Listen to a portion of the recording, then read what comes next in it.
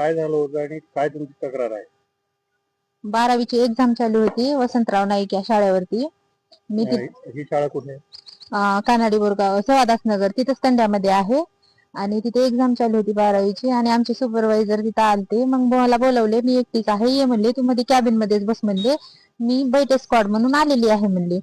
ठीक आहे म्हणले, येते म्हणले. मी डबा वगैरे घेऊन, म्हणजे त्यांनी नाश्ता वगैरे केलं नव्हतं म्हणून मी डबा वगैरे घेऊन गेले होते तिथं. मग तिथं त्यांच्या मुलाशी ओळख झाली. मग त्याच्या मुलाशी ओळख झाली. मग त्यांच्या मुलानं ओळख काढून घेतली, कुणाची मुलगी आहे असं तसं. मग मी सांगितली असं असं पवार सरांची मुलगी आहे आणि इथं कार्यकर्ती म्हणून आहे म्हणून सांगितले मी त्यांना. मग त्यांचे पप्पा आले. त्यांचे पप्पा मला मराठीतून बोललालते. मग त्यांच्या मुलानं म्हणले, त्यांचे पप्पा बाबूराव किसन जाधव आले आणि विकी जाधव यांनी त्यांना सांगितले की ही पवार सरांची मुलगी आहे आणि इथं असं असं कार्यकर्ती म्हणून लागलेली आहे शाळेवरच. बर बर म्हणलं. मग त्यांनी नंबर मागितले.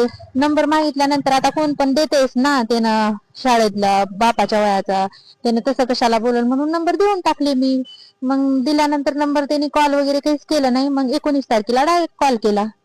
मग कॉल केल्यानंतर मला म्हणते की आपण बाहेर जाऊ, तुला सुट्टी कधी असते, सुट्टी असली की मला सांग, आपण जेवण करायला जाऊ, बाहेर जाऊ कुठेतरी फिरायला, तुला पैसे देतो, कपडे घेऊन देतो तुला, असं तसं त्या दिवशी बोलला. मग मी ठीक आहे म्हणलं, असते कोणतर बोलणार, जाऊ द्या म्हणलं. मी डिलीट मारून टाकले. मग माझ्या फ्रेंडला ह्याला सांगितले मी असं असं एक माणूस आहे ना, ती माझ्या मागं असं लागलंय म्हणलं. मग माझे फ्रेंड म्हणले ब्लॉक कर.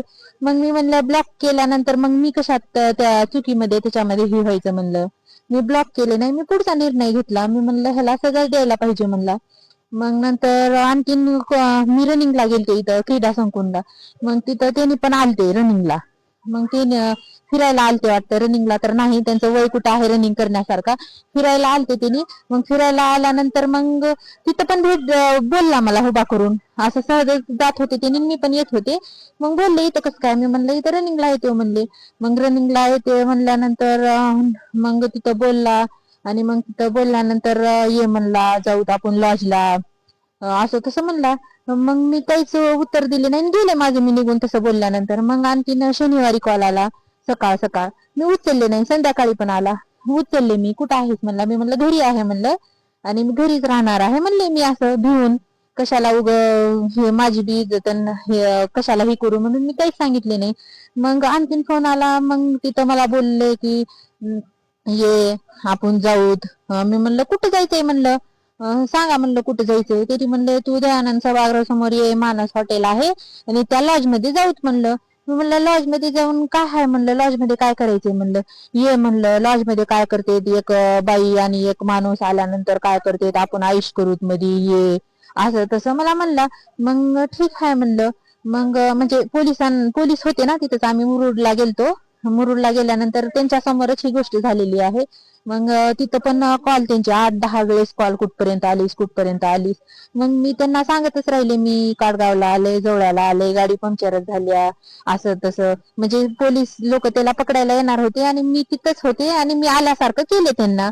मग त्यांनी तिथंच मानस हॉटेलमध्ये मग आणखीन फोन आला. मला म्हणले की तू म्हणलीस बापाच्या वयाचा आहेस असं तसं, पण काय असते, एक दिवस यायचं असते ना, ऐश करून जायची असत्या, कुणाला सांगायचं नसते, असं तसं, पैसे देतो, कपडे घे, असं तसं. तिथं पण आणखीन तेच. म्हणलं बरं आहे म्हणलं, ठीक आहे म्हणलं, येऊच म्हणलं मी.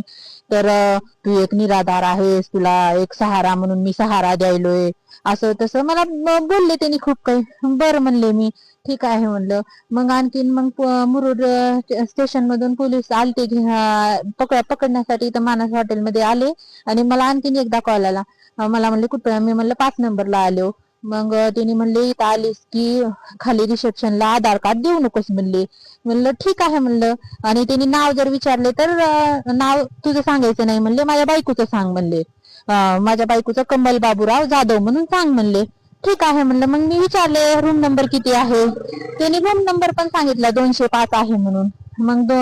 मग 205 मध्ये डायरेक्ट तिथं पोलीस गेले आणि त्यांनी तिथंच होते रूम मध्ये, त्या लॉज मध्ये माझी वाट बघत बसलेली होती. पण त्यांना वाटलं की मीच आले काय की म्हणून दरवाजा ओपन केला. आणि दरवाजा ओपन केल्यानंतर तिथं पोलीस होते. मग त्या पोलिसांनी त्यांना पकडून आणला आणि आणून मग तिथं पोलीस स्टेशन मध्ये तिथं हे केला. आणि एवढाच माझं म्हणणं एवढाच आहे की मला न्याय भेटावा आणि त्यांना कडीत कडी सजा भेटावी, कारण तिथं त्या शाळेमध्ये लहानपासून मोठ्या मुली आहेत. ही गोष्ट माझ्यासोबत झाली, त्यांच्यासोबत होऊ नये म्हणून निर्णय पाहिजे मला.